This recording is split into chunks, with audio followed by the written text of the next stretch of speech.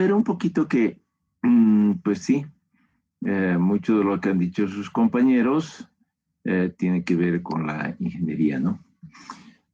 A ver, lo primero que yo quisiera señalar es que evidentemente la ingeniería en su concepción, digamos, original y más amplia, está dedicada sin duda al desarrollo de infraestructura, ¿no? Desde todos los puntos de vista. Eh, de hecho, bien decía algunos compañeros, en la planificación, es decir, en el cálculo de cada uno de los elementos que puedan componer un proyecto de desarrollo de infraestructura. Eh, Otras ramas de la ingeniería también están dedicadas a la construcción, pero de otro tipo de obras. Bien decía algunos de los compañeros, nosotros nos dedicamos a obras civiles, pero ¿qué son obras civiles? ¿No? Ahí está el mismo concepto en la definición.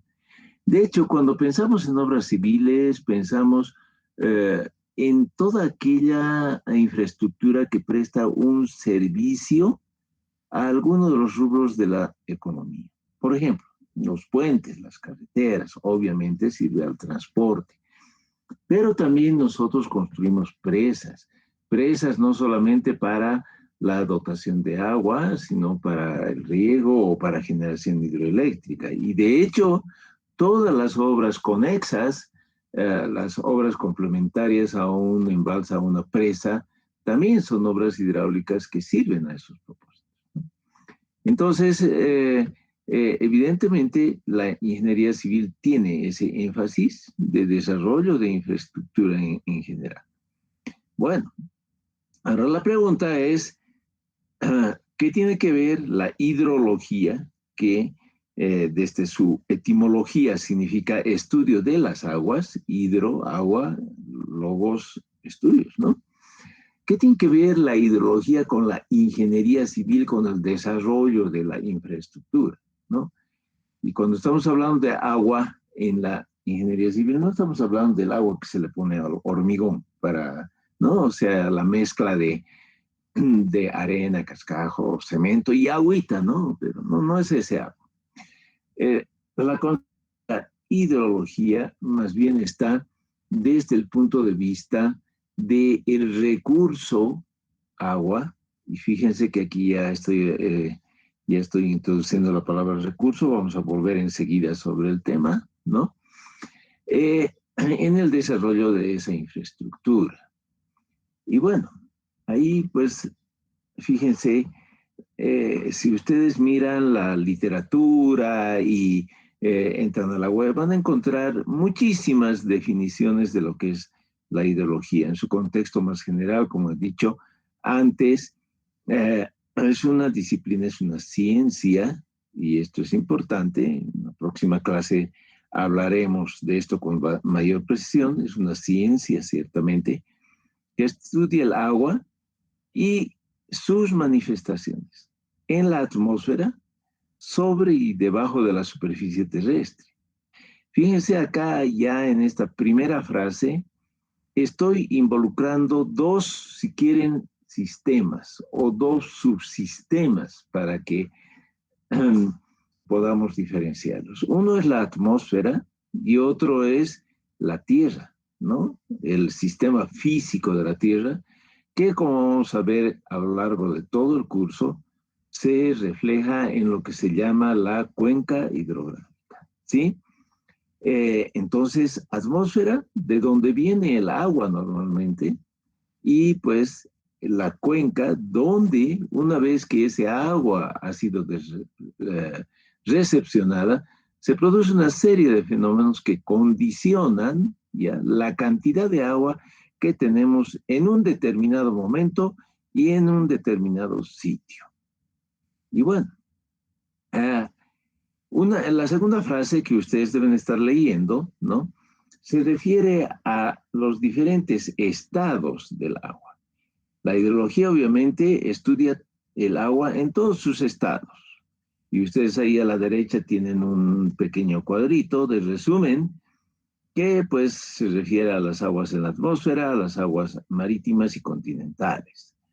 y sus estados físicos. Y obviamente en la atmósfera encontraremos lo que básicamente se va a resumir en un término técnico que hay en la biología que se llama la precipitación, que puede ser en forma de granizo, de nieve, de lluvia, incluso de vapor de agua, ¿no? O sea, el rocío.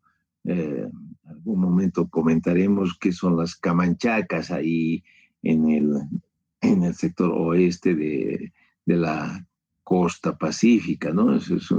Es simple y llanamente vapor de agua que se puede captar como un recurso, ¿no? O las aguas marítimas que, aparte del agua líquida, obviamente, de los océanos y mares, están las grandes masas de hielo, los icebergs, ¿no? Y pues las aguas continentales que, aparte de los glaciares, está fundamentalmente lo que nos importa, los ríos, lagos, pero también los acuíferos. Y fíjense que aquí, cuando estoy hablando de acuíferos, ya estoy haciéndoles pensar en que no había sido solamente lo que está sobre el suelo, en la superficie, sino también lo que está por debajo. Ahora, claro, por razones de organización, de académica, hay una serie de tópicos que no se incluyen en un curso básico de hidrología como este, ¿no? Enseguida me voy a referir a eso. Lo otro es que se puede establecer en general que la hidrología se refiere al agua sobre la superficie del terreno, a las aguas continentales. Mientras que la oceanografía se dedica a ese gran contingente de agua, ese gran volumen de agua de los mares, ¿no? Y por otro lado está la meteorología, que estudia todos los fenómenos en la atmósfera, ¿sí? Entonces, un poco a esto yo le agregaría lo que en nuestra carrera le llamamos la ingeniería sanitaria. La hidrología en su más amplio contexto estudia las aguas no solamente desde el punto de vista cuantitativo, también cualitativo, ¿sí? Nada más que a efectos de los estudios, esta parte de la calidad de las aguas, nosotros la estudiamos en las materias de ingeniería sanitaria, ¿no?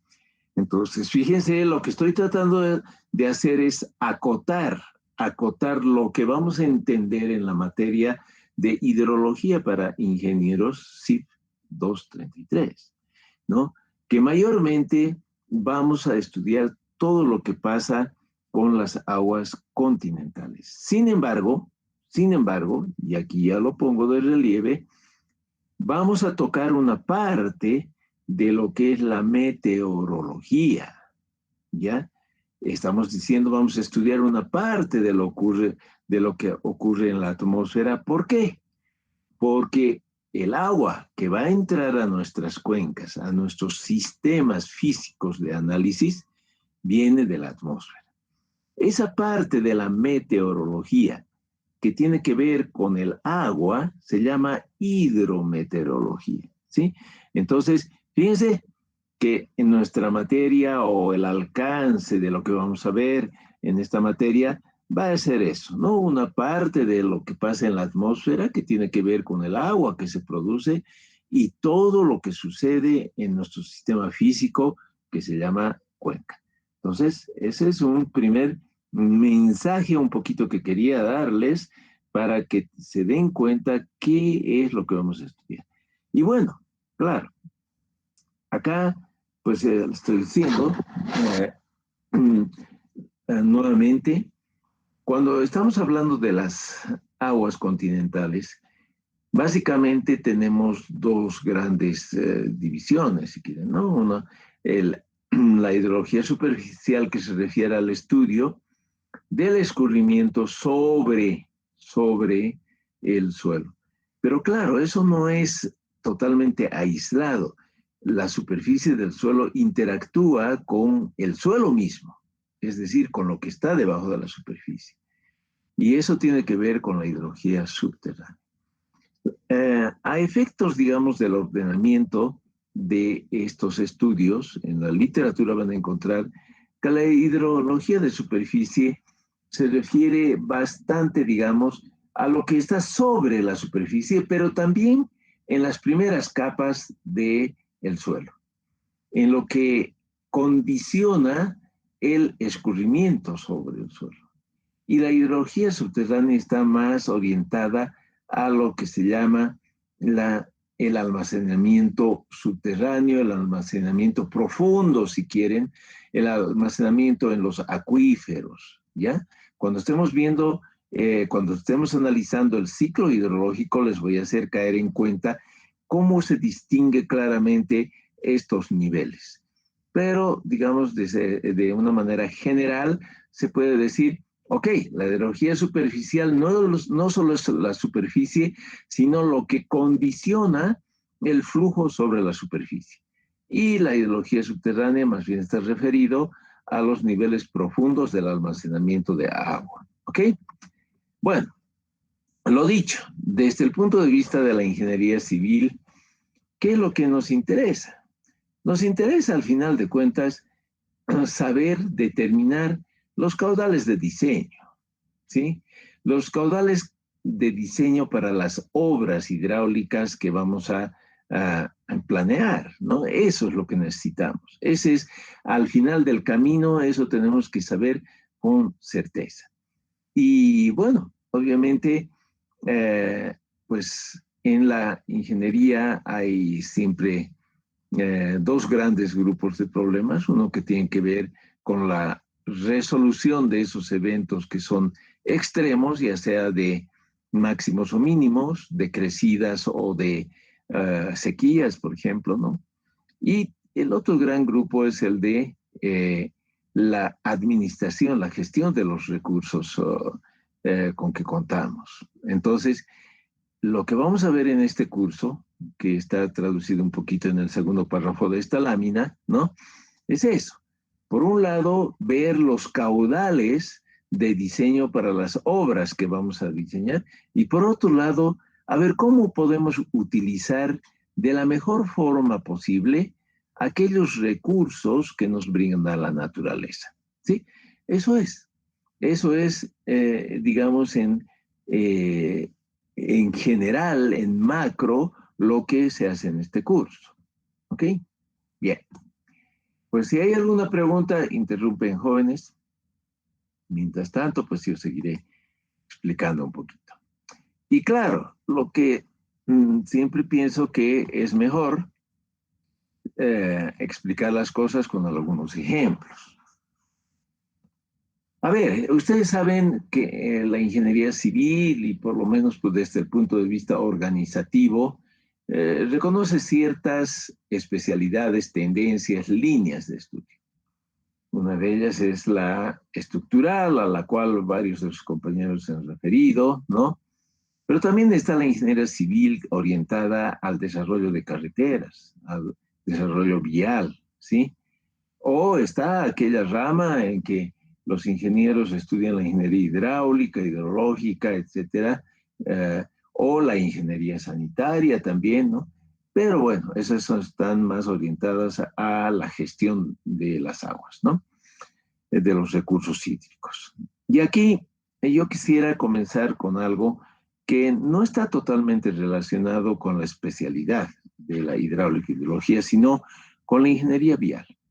Ahí lo que yo les estoy mostrando en la lámina es un mapa vial de Bolivia. Le estoy mostrando un pequeño plano, una carta geográfica en la que hay un tramo de una carretera pintado en rojo. Y bueno, y ustedes si se fijan en esos dos mapitas, todas las carreteras, las vías, están atravesadas por cursos de agua, ya sean pequeños cursos de agua o grandes cursos de agua, ríos, ¿no? O quebradas, ¿no? Que fuese. Desde el punto de vista del desarrollo vial, estos cursos de agua se constituyen obstáculos. Acuérdense que el objetivo principal de una carretera, en general, es vincular dos puntos distantes, ¿no? Pero con la condición de que esa vinculación esté garantizada 365 días al año. No puede interrumpirse. Esa es la idea, de que el servicio sea continuo.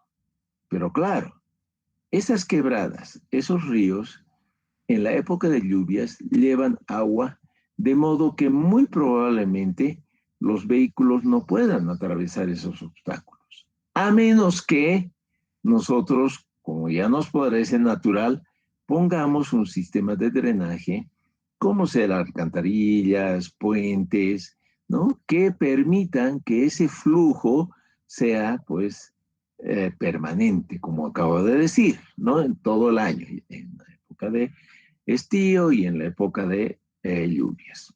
Entonces, claro, ¿qué quiere decir eso? Yo en cada uno de esos puntos donde mi carretera es atravesada por un arroyo, por un río, debo desarrollar algún tipo de obra que permita que el flujo sea continuo.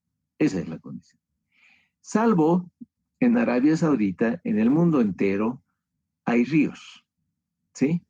Entonces, toda carretera que queramos desarrollar va a tener ese tipo de obstáculos y por lo tanto nosotros tendremos que responder con obras hidráulicas, con un sistema de drenaje adecuado para que el flujo sea continuo. Bien, a la derecha he puesto ahí una cosa muy sencillita. Ustedes ven esta línea negra a la derecha que estoy marcando con el cursor, pues digamos es un tramo carretero de unos cuantos kilómetros. ¿Y qué son estas manchitas así de colores? Son las cuencas. ¿Por qué? Porque claro, en cada punto de cruce de los arroyos, ríos, etcétera, ¿sí? Tenemos que tomar en cuenta que se concentra el agua que proviene de un espacio físico, ¿sí? Ese espacio físico es justamente la cuenca, ¿ok? En esa cuenca se capta agua que ha caído de la atmósfera, que fluye hasta los arroyos, ríos y se juntan en una sección hidráulica que está cortando nuestra carretera. Entonces, fíjense, en este pequeño tramo que he dibujado aquí, que está marcado con negro, como he dicho antes, estamos viendo varias cuencas. Eso quiere decir que tienen que haber varias obras hidráulicas. Seguramente para las cuencas pequeñitas, porque el caudal obviamente es proporcional también al área de captación de una cuenca, ¿no? En las que son pequeñitas, capaz que necesitamos una alcantarilla, ¿no? Capaz que en las que son un poco más grandes necesitamos una batería de alcantarillas rectangulares. Acá les estoy mostrando algunos ejemplos, ¿no? O en los ríos más grandes tal vez necesitamos puentes, ¿no? Entonces, fíjense, ¿qué estoy diciendo? Le estoy mostrando acá una serie de obras hidráulicas que se emplean. Hay muchas más, por supuesto, ¿no? Tipos de obras, ¿no? Por las cuales tiene que pasar el agua. Bueno, y aquí me voy a detener en un poco orientarlos en qué es lo esencial. Primero, las obras civiles y particularmente las obras hidráulicas no se diseñan para el pasado, no se diseñan para el presente, se diseñan para el futuro, ¿cierto? Entonces, esa es una de las grandes complicaciones. Los ingenieros no tenemos bolas de cristal, entonces es complicado el inferir, el pronosticar qué es lo que va a suceder en el futuro, ¿cierto? Entonces, ¿por qué le estoy hablando de esto? Porque estas obras, que pueden ser las que estoy mostrando en la lámina, deben ser suficientes para permitir el paso de los máximos caudales que se presenten en el futuro, ¿sí? Durante la vida útil del proyecto. Estoy diciendo, estas mis obras tienen que ser capaces de evacuar los máximos caudales mientras exista y esté en servicio mi carretera. Una pregunta podría ser, por ejemplo, si yo necesitaba 4 alcantarillas, como están en la lámina, en la foto de la izquierda, o necesitaba 2 nomás, o necesitaba 6, ¿no? ¿Y de qué diámetro esos tubos? Esa es la pregunta. ¿Y por qué es la pregunta? Porque, claro, Juan Seguro vivió 100 años, pero pues las obras tienen un costo. Y uno podría siempre estar del lado de la seguridad y en vez de poner 4 alcantarillas aquí, 4 tubos, pongo 8 y estoy feliz y contento, no va a pasar nunca nada. Pero ese costo es limitativo. La ingeniería se trata justamente de diseñar obras que cumplan todos los requisitos técnicos al menor costo posible. Al menor costo posible. Esa es la idea. Si no, no necesitaríamos ingenieros ni cálculos. Necesitaríamos simplemente, como decían nuestros compañeros albañiles, que sepan construir bien y listo. Y hacemos todo obras faraónicas, ¿no? Sobredimensionadas. Pero ese no es el chiste. El chiste de la ingeniería es, como he dicho, al menor costo posible, diseñar la obra técnicamente óptima. ¿Sí? Bueno, entonces, en el caso de carreteras, fíjense, es muy importante el saber exactamente cuál es ese caudal de diseño. Y como les he dicho, es un caudal que podría presentarse en el futuro, durante la vida útil de nuestra obra. Ese podría, obviamente, no puede tener subjetividades, ¿no? Se tiene que determinar de manera objetiva. Y como ya he dicho, no tenemos bola de cristal, ¿qué utilizamos? Esa inferencia la hacemos en términos probabilísticos. Yo, por ejemplo, podría decir, en esta sección que está cruzando esta carretera de la foto de la derecha, ¿no? Va a pasar 80 metros cúbicos por segundo, con una probabilidad del 98%. ¿Qué estoy diciendo? Que hay 2% de probabilidad de que yo me esté equivocando y que esos 80 metros cúbicos por segundo, ¿sí? No sea el caudal de diseño. Entonces, lo que quiero decirles, jóvenes, es que la inferencia que hago a futuro no es una inferencia que yo diga es 100% segura. Eso no existe. Obviamente, de forma teórica, sí se puede cubrir ese riesgo, llegar al 100% de seguridad, pero cuesta mucho dinero porque eso crece exponencialmente las dimensiones y por lo tanto el costo de las obras si yo quiero cubrir esos riesgos. Entonces, lo que se acepta en la ideología y en general en la ingeniería es un margen, una probabilidad de error pequeña. Digamos, le estoy diciendo ahorita 2%. Para obras que tienen poblaciones cercanas, qué sé yo, se tomará 1% de error, admisible, o menos incluso. Eso tiene que ver con un concepto que es el periodo de retorno, que más adelante pues les explicaré, y ese es uno de los conceptos fundamentales que tenemos que estudiar en el curso. Pero bueno, por ahora yo quiero que se queden de que cuál es la importancia, cuál es la aplicación de la hidrología, de los estudios hidrológicos, por ejemplo, en el desarrollo vial.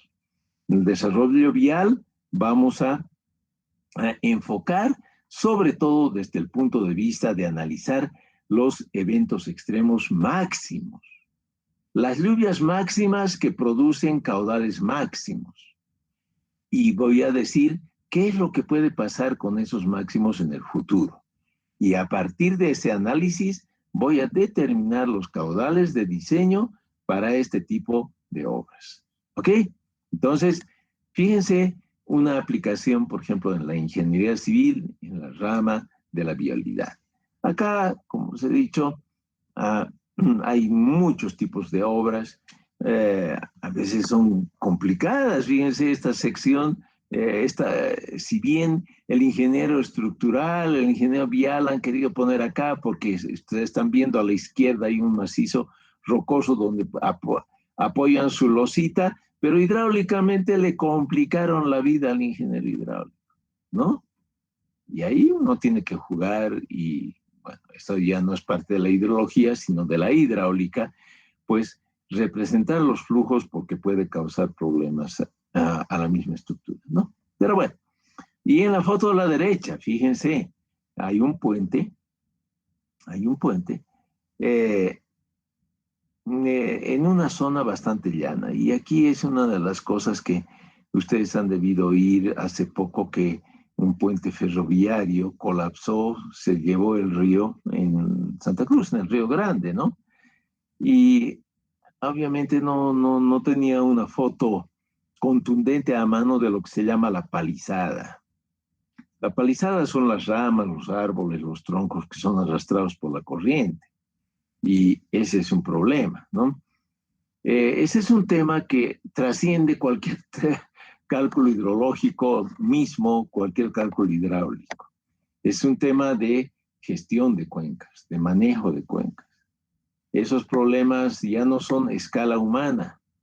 ¿Por qué? Porque los grandes movimientos en masa se deben al deterioro de la cuenca, al desbosque de las cuencas, que están haciendo que hayan movimientos en masa. No solamente se va el suelo, sino se va en los árboles, la vegetación, y eso pues, cuando encontramos una estructura como esta, la que estamos mirando, chocará, la taponará y pasará lo que pasó hace un par de semanas con este puente, que se lo llevó el río.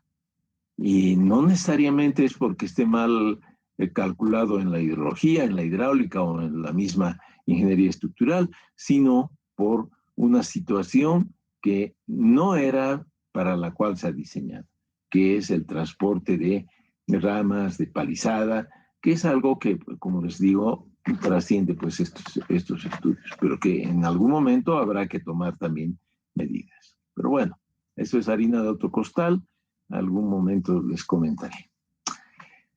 Bueno, ¿por qué es tan importante, jóvenes? He hecho este esquemita para que se den cuenta en, digamos, lo que está en negro sería el diseño que yo hago bajo condiciones normales, y aquí ven, donde estoy poniendo el cursor, esto que están viendo sería una alcantarilla que está pasando debajo de este terraplén. Supongamos que esta sección está atravesando por un arroyo, por un río pequeño. Entonces le pongo una alcantarilla, que es esta, que está aquí, un poco con una línea un poco más tenue porque pasa por dentro del terraplén, ¿no? Bueno, vamos a suponer que ese es una, no sé, una alcantarilla de un diámetro de 1 metro, o sí, ya 1 metro, por decir algo. Imagínense que yo tenga un poquito más de caudal y tengo que hacer una alcantarilla más grande, que estaría representada por esta línea roja horizontal, ¿ya? Digamos que sea 1,5 metros, por decir algo. ¿Qué estaría pasando?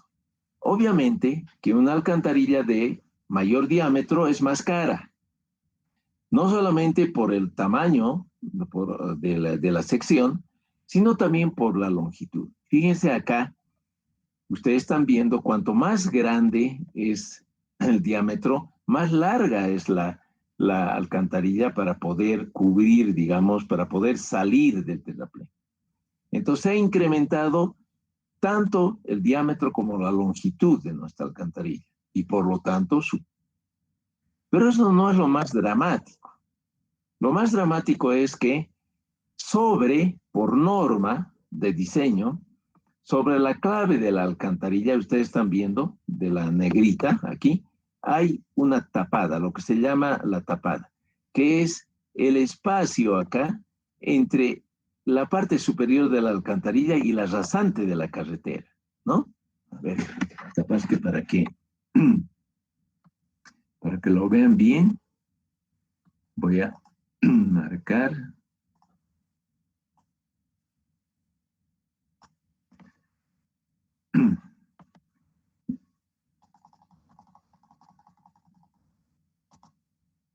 Otro colorcito. Aquí ya. Eso.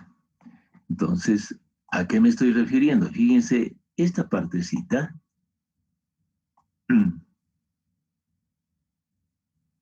Ya. Bueno, entonces, esto que he puesto con verde, esa es la tapada, ¿no?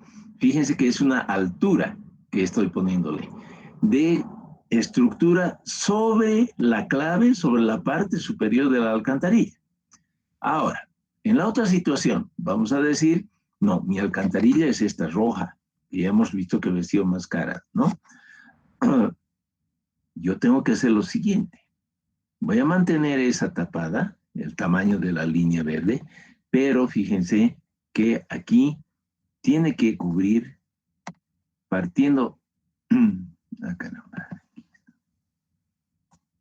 esto lo voy a mover,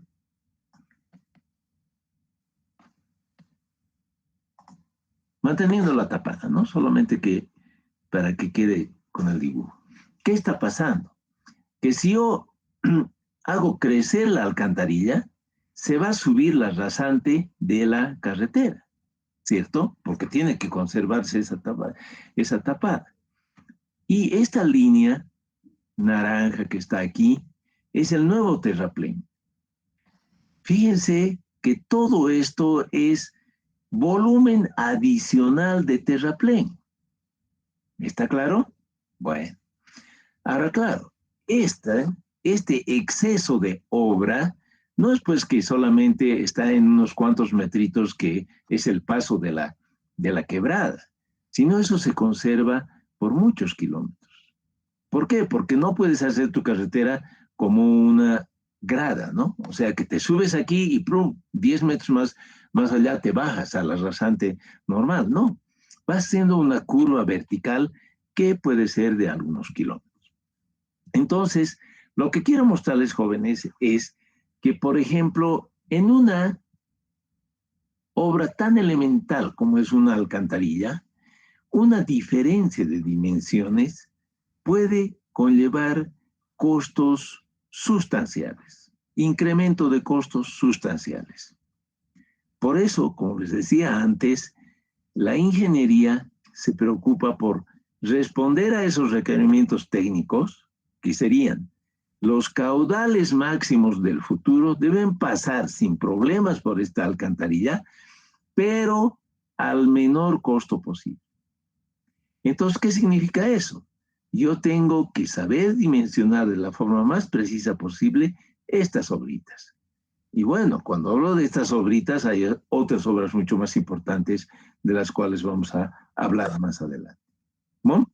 Entonces, ese es un primer mensaje, jóvenes, con un proyecto o con un ejemplo absolutamente concreto. ¿Sí? Entonces, ¿está claro? No sé si se ha entendido. Por favor, como les digo, y les recomiendo, si tienen preguntas, formúlenla. Yo solo hago preguntas en una clase, que es la clase del examen. En el resto, ustedes tienen la chance de preguntar. Bueno, si no hay preguntas, voy a continuar con otros ejemplos, ¿ya?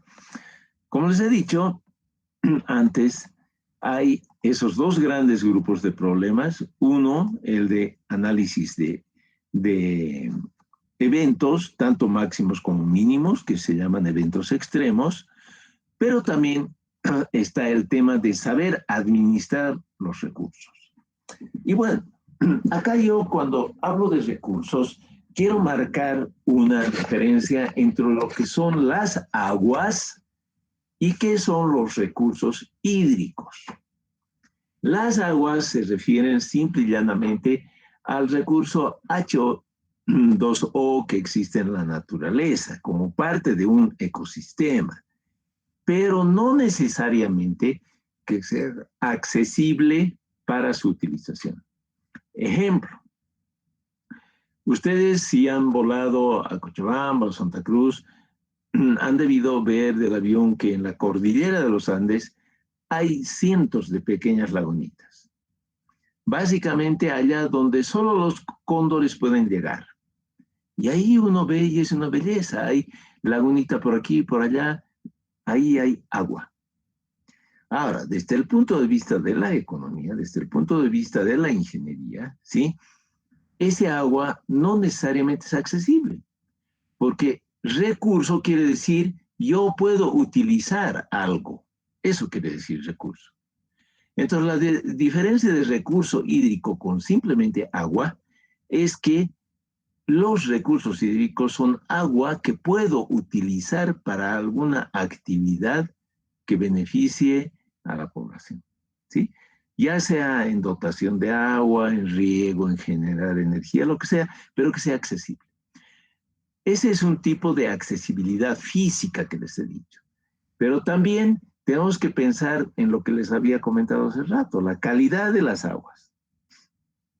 Y por eso es que la hidrología además incluye el estudio de la calidad. Ejemplo, ahí debajo de nuestra facultad, ustedes saben que está el embovedado del río Choquiapo. A ver quién se anima a entrar por la cámara de inspección con un vaso, sacar agüita del río y tomársela. Yo estoy seguro que a todos se les paran los pelos y eso no es posible. Ahí tenemos agua, pero eso no es un recurso. Aquí en este caso la limitante de accesibilidad ya no es la física de que está allá donde solo llegan los cóndores, ¿no? Sino es una accesibilidad desde el punto de vista de calidad. Esa agua no tiene la calidad suficiente para su utilización. Entonces, no la puedo contextualizar como un recurso para el consumo humano, ¿no? Capaz que después de ser depurada puede ser utilizada en riego, pero ese es otro cuento. Acá lo que yo estoy poniendo es una limitante de calidad. Ustedes saben allá en el oriente, el río Piraí nomás, para no ir muy lejos. Ya más de una vez se han encontrado miles de peces muertos, ¿cierto? Flotando ahí con la panza arriba. ¿Por qué es eso? Porque algún ingenio azucarero, no ingeniero, sino ingenio azucarero, soltó la bagaza hacia el río. Este es un material orgánico que tiene una demanda biológica de oxígeno tremenda. Es decir, se absorbe el oxígeno del agua y claro, los peces básicamente se asfixian. Y ese agua no es apta ni siquiera para mantener la vida silvestre. Entonces tampoco es un recurso, menos para el consumo humano, ¿no? Entonces, fíjense, ese tipo de cosas tenemos. ¿Por qué me estoy refiriendo a esto? Ahora vamos a hablar de los recursos hídricos, ¿sí? Vamos a suponer que esa línea negra que están viendo en el diagrama representa ya sea los caudales o los volúmenes en la sección de un río cualesquiera. ¿Qué estamos diciendo? Estamos diciendo que hay épocas en que disponemos de agua, de los recursos, ¿no? Bastante alta, ¿no? Aquí hay un pico, digamos, pero claro, después se acaba, hemos llegado a febrero, marzo, qué sé yo, empieza a bajar, bajar y bajar en los meses de abril, mayo, junio, julio. Hasta septiembre no hay lluvias, por lo tanto, los caudales y los volúmenes de agua también bajan. Bueno, pero en octubre otra vez empiezan las lluviecitas, noviembre, diciembre, enero, febrero, ¿ya? Y otra vez otro pico, que no necesariamente es igual que el del año anterior, ¿no? Porque varía de año a año, otra vez baja, etc. Ese ciclo que marca la línea negra nos está mostrando lo que podría conceptualizarse como la oferta de agua natural, lo que la naturaleza nos está ofreciendo, ¿ok? Que lo que dispondríamos de forma natural en la sección de un río. Eso es. La línea roja, por facilidad, la he hecho así recta, constante, qué sé yo, va a representar la demanda de agua. Imagínense que yo tengo una población y que todo el año consume la misma cantidad de agua, lo cual no es cierto, pero para facilitar la explicación, pues, está ahí.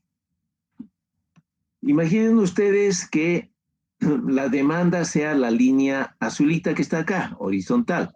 Ustedes pueden ver que básicamente esa demanda está por debajo de la línea negra. Quiere decir que hay igual o más agua en la naturaleza que lo que yo necesito. Por lo tanto, en ese caso, podría bastar una obra de toma, un canal, una tubería y listo. Yo puedo dotar de agua durante todo el año a la población, sin interrupciones. Al igual que en el caso de la carretera, la condición, ¿se acuerdan, no? 365 días de servicio, aquí también, en todo lo que se refiere a servicios de dotación y de generación hidroeléctrica, etcétera, 365 días al año. Entonces, yo con mi obrita de toma, mi tubería, mi canal, puedo dotar. Por el contrario, cuando estoy aquí con la línea roja, mi demanda está aquí arriba, ya no es la azul, entonces ustedes se fijan que hay épocas en que sobra agua, evidentemente. La diferencia entre esta línea negra y la roja es agua que sobra. Y hay otras épocas en que falta agua, que ya solo con mi obra de toma yo estaría captando esto que me marca la línea negra, pero mi demanda es la roja, por lo tanto hay un déficit de agua que no puedo dotar. Y aquí hay otra época en que otra vez sobra el agua. Aquí falta agua. ¿Se dan cuenta? Entonces, ¿qué es lo que nos dice la lógica, el sentido común? ¿No?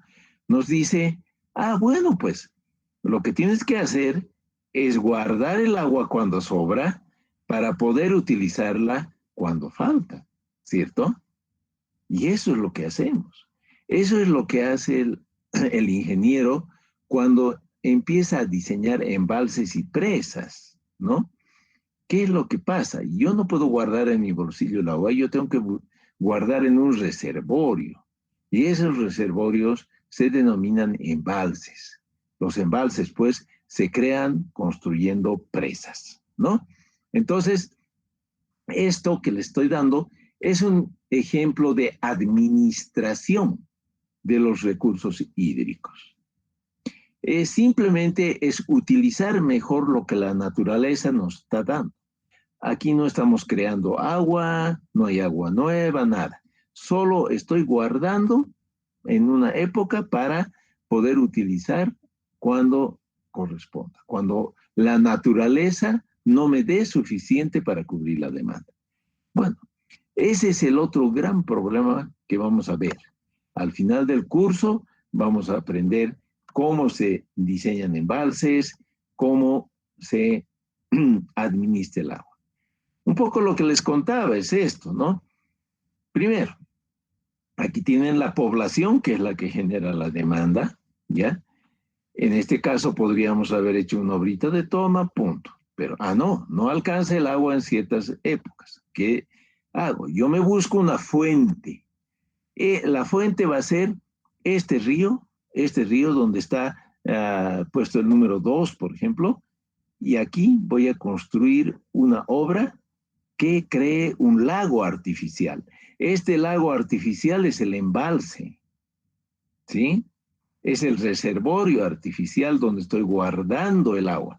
¿De dónde viene el agua? El agua viene de la cuenca, de esta superficie territorial en que se ha captado el agua, que se junta en los ríos, que escurren hacia aguas abajo y que llegan a nuestro embalse. ¿Ok? ¿De dónde ha venido ese agua? Ha venido de la atmósfera en forma de precipitación. Entonces, fíjense en este dibujito, jóvenes, un poco que les estoy mostrando todo lo que les estaba comentando, ¿no?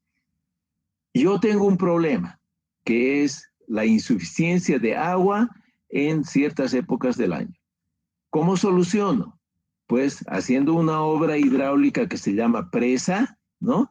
Para construir un almacenamiento que se llama embalse. ¿De dónde obtengo el recurso? El recurso viene de la cuenca, que es el sistema físico de captación, que originalmente toma las aguas de la atmósfera. Eso es.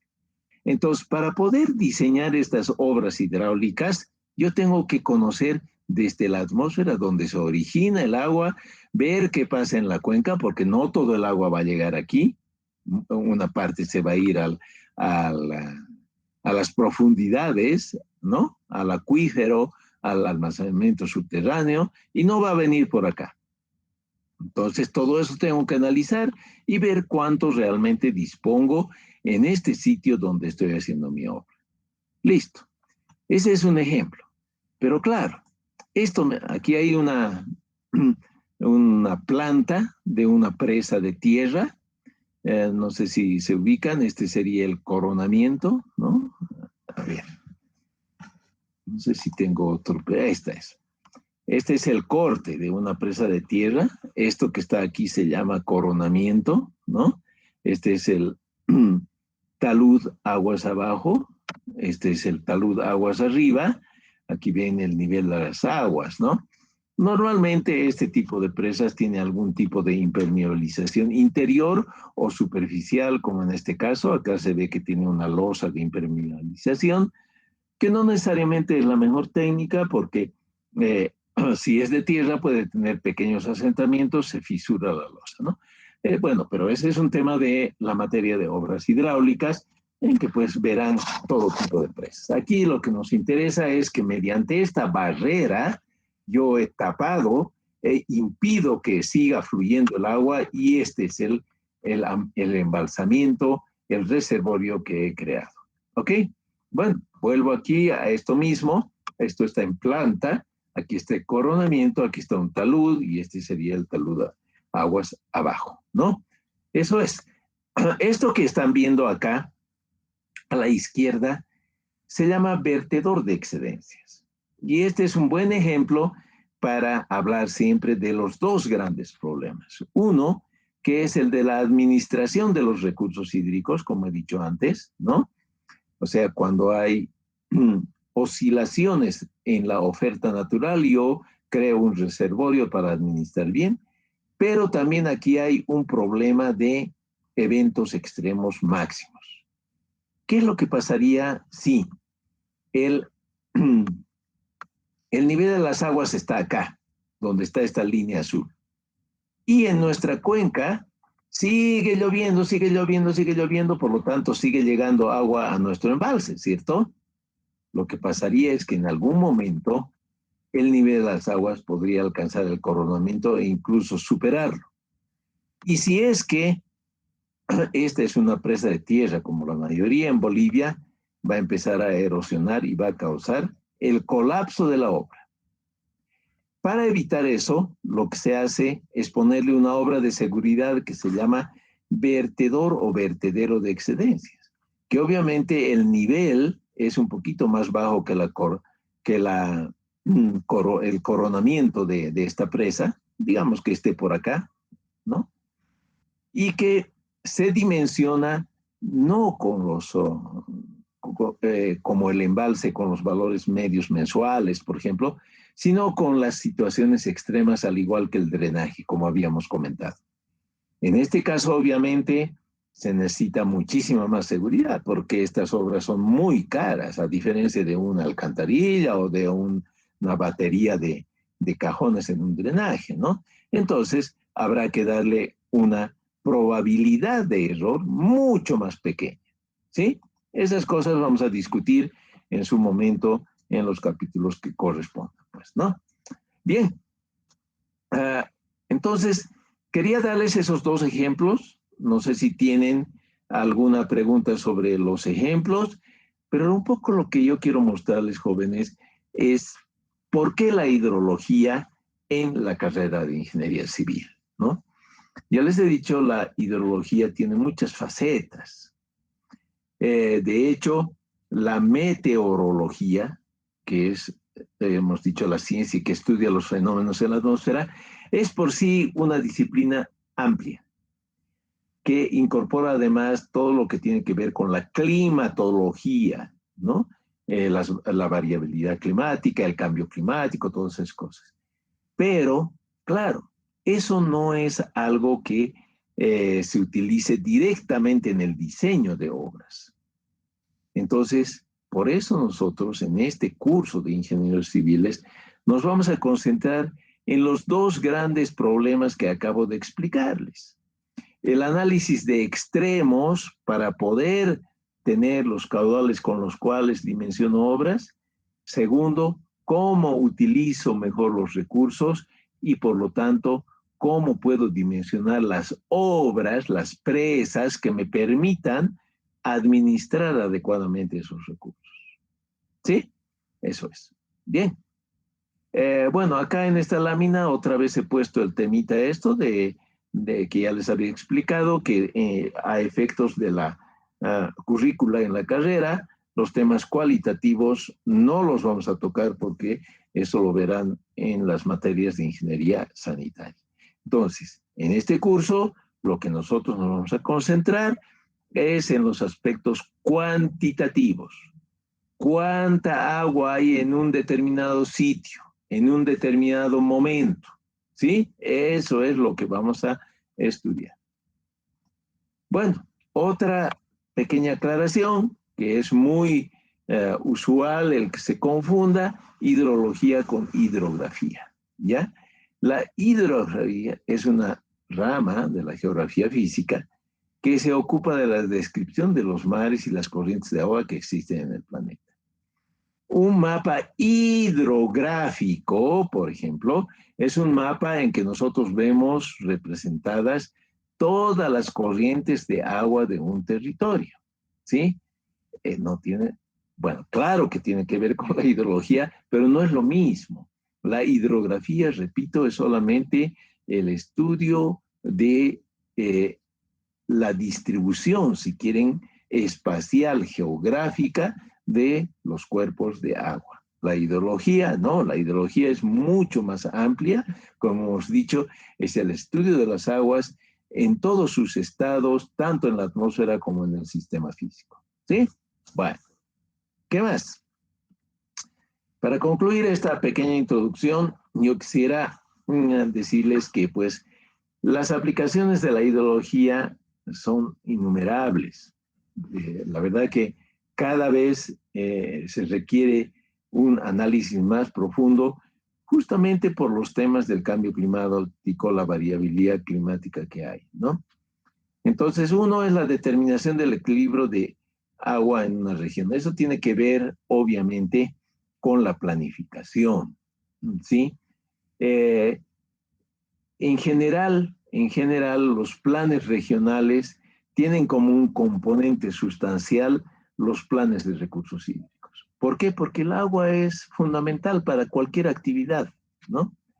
Diseños de proyectos de restauración ribereños, eso tiene que ver más bien con las afectaciones que puedan tener eventos extremos. Si usted quiere proteger o restaurar una situación después de una inundación, tiene que saber cuáles son los máximos que se van a producir, porque si hace sus obras de protección a ojo, el siguiente año va a estar en lo mismo, ¿no? La mitigación y predicción de inundaciones, el planeamiento de tierras y riesgo de sequía, todos esos son problemas de eventos extremos. En algunos casos, inundaciones máximos, en de mínimos serían las sequías, ¿no? Eso tiene que ver también su aplicación en el ámbito de la agricultura. Pronóstico de inundaciones en tiempo real y advertencias. Aquí vale la pena diferenciar algo. Aprovecho este bullet para explicar eso. Una de las cosas más importantes en los estudios hidrológicos es determinar la escala de tiempo a la cual se hace el análisis. Como he mencionado hace un momento, la mayoría de los embalses se dimensiona con escala o con base mensual. Por ejemplo, estos embalses que ustedes tienen aquí cerca de la ciudad, como son Incachaca, Jampaturi y todos esos, se han dimensionado en base a datos mensuales, a la variación de los aportes de agua mes por mes, quiere decir eso. Eso es suficiente. Hay otros casos de embalses más pequeños que se hacen en base horaria, ¿ya? O diaria. Eso uno tiene que determinar en cada caso específico. Pero lo que les decía, el cálculo de caudales normalmente se hace en base horaria. Yo no puedo diseñar con el caudal medio mensual, por ejemplo. ¿Por qué? Porque los picos, que son los que mandan para el diseño del drenaje, se presentan en periodos de tiempo cortos, de unas horas, ¿sí? No duran todo el mes. Durante un mes sube, baja, vuelve a subir el caudal, ¿no? Entonces, eso es fundamental, fundamental. Y bueno, eso tiene que ver con la planificación y, digamos, a largo plazo. Pero también se pueden hacer estudios y hay modelos en tiempo real. ¿Qué quiere decir? Ustedes han debido ver en la televisión los pronósticos meteorológicos que hacen, ¿no? Que mañana va a llover, que pasado va a salir el sol y no sé qué. Al igual que ese pronóstico del tiempo, hay el pronóstico del comportamiento hidrológico. ¿Cómo se hace esto? A partir del tiempo, o sea, de cómo va a estar el tiempo meteorológico, hay modelos que transforman eso, la lluvia, en escurrimiento y te dicen, en este sitio de este río va a haber 3 metros de tirante de agua, o 5 o 10, ¿ok? Eso se puede hacer en tiempo real. ¿Por qué? Porque hoy en día, a través de los satélites, a través de la información de radares, a través de la información en campo, pero transmitido por sensores remotos, se puede tener información en tiempo real y nada más eso se mete a un modelo matemático y uno tiene ese tipo de advertencias, ¿sí? Eso es un capítulo que, claro, hoy en día se vuelve cada vez más importante, pero no es parte, no es parte. Los principios básicos, los conceptos del modelaje, eso sí se los voy a explicar, pero no es algo que podamos ver a profundidad en esta materia, ¿no? Bueno, obviamente, como he dicho antes, la aplicación en la irrigación, en el riego, ¿no? Para el sector agrícola, el tema de riesgo. En el capítulo de eventos extremos vamos a hablar del concepto de riesgo, que es sumamente importante, jóvenes, sumamente importante. Desde el punto de vista del ingeniero que está planificando o mismo de las aseguradoras, ¿no? O sea, los aseguradores tienen los mejores analistas en riesgo, porque ellos tienen, como te respaldan, también se tienen que respaldar de ciertos riesgos, ¿no? Diseño de toda clase de presas, puentes, alcantarillas, etc. Predicción de cambios geomorfológicos. ¿Esto qué quiere decir? A ver, tiene que ver no solamente con el tema meteorológico, pero también con la gestión de cuencas. Yo les he dicho antes, cuando les estaba hablando de la palizada que destruye puentes, el manejo de cuencas es una parte muy importante de la gestión de recursos hídricos. De hecho, si no se hace una gestión integral de cuencas, mal podemos solamente solucionar los problemas con pequeñas obras hidráulicas. Y ese es un temita que lamentablemente quienes toman las decisiones a nivel macro no lo entienden. Y de ahí es que todos los años de Dios seguimos con los mismos problemas. Bien, también hay aplicaciones en el análisis ambiental, ¿no? En el riesgo de transporte de contaminantes, eso cada vez se da más, porque un poco lo que les hablaba de los ingenios azucareros. En este caso era bagazo, pero también descargan muchas veces aguas de la producción industrial con contaminantes hídricos. Y eso lo conocemos en La Paz. El río Chocoyapo un día aparece naranja, el otro día rosado, un día aparece azul, y eso no es porque el agua se transforma, ¿no? Sino por las descargas de contaminantes. En fin, obviamente que ¿Cómo es que ayuda la hidrología? Cuantificando los volúmenes de agua de dilución, ¿no? Bien, entonces, jóvenes, ahí concluyo esta primera introducción. No sé si hay preguntas, con mucho gusto las atenderé. Si no, en unos minutitos, pues, 30, ¿no? Entonces, suma 100, que corresponden a los 80, obviamente, ¿no? Ustedes están viendo acá que hay un examen de recuperación. Este examen de recuperación reemplaza uno de los parciales a elección. Solamente uno.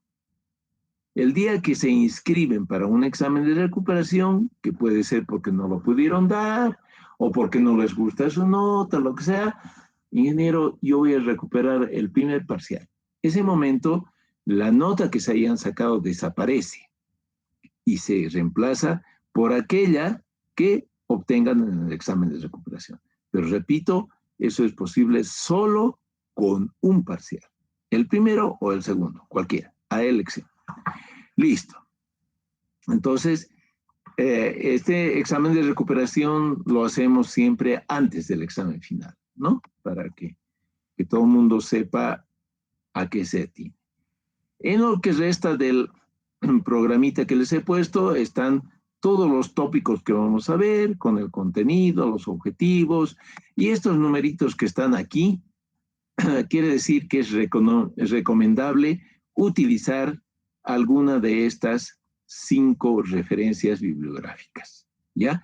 Que, digamos, el contenido está mejor explicado en uno o varios de esos libros. Eso es. Entonces, ustedes con calma pueden leer y, pues, ir viendo a detalle, tema por tema, cómo vamos a tratarlo. Bien. ¿Qué más? Ya saben que el horario de clases son los días lunes y viernes de 7:30 a 9. Simplemente, como hoy día, arranco a las 7:35. Es decir, que les doy 5 minuticos. Antes daba, cuando era clases presenciales, daba 10 minutos, ¿no? Por convención, para poder integrarse a la clase. Yo voy a comenzar 7:35, ¿ya? Para darles chance a las conexiones y a veces hay problemitas, los servicios no son de lo mejor. Bueno, 5 minutitos y continuaremos. Eso es. En la web también les he puesto un cronograma que en lo posible vamos a tratar de cumplirlo.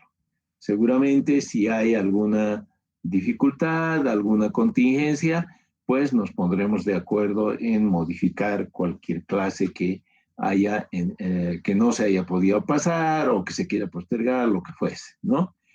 Para eso, jóvenes, yo les voy a pedir que no en esta semana, sino para el próximo lunes, el lunes 8, nombren un representante.